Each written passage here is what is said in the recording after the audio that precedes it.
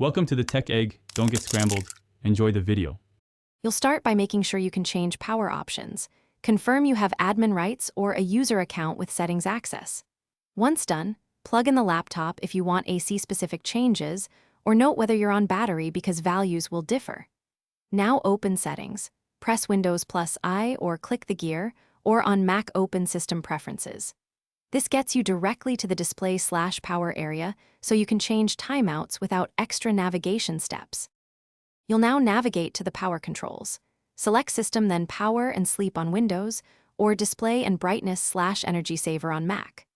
Once there, set the screen timeout and sleep timeout independently. Choose shorter values on battery to conserve power and longer on AC for convenience.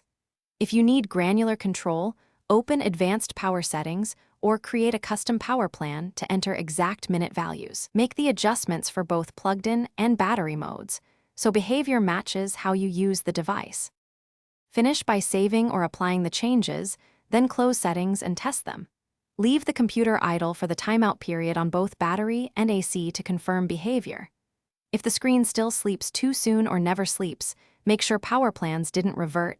Check for third-party utilities that override timeouts and update display drivers.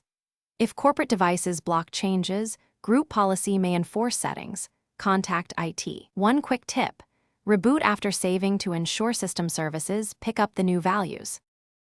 Thanks for watching. Consider subscribing if I helped unscramble your problems.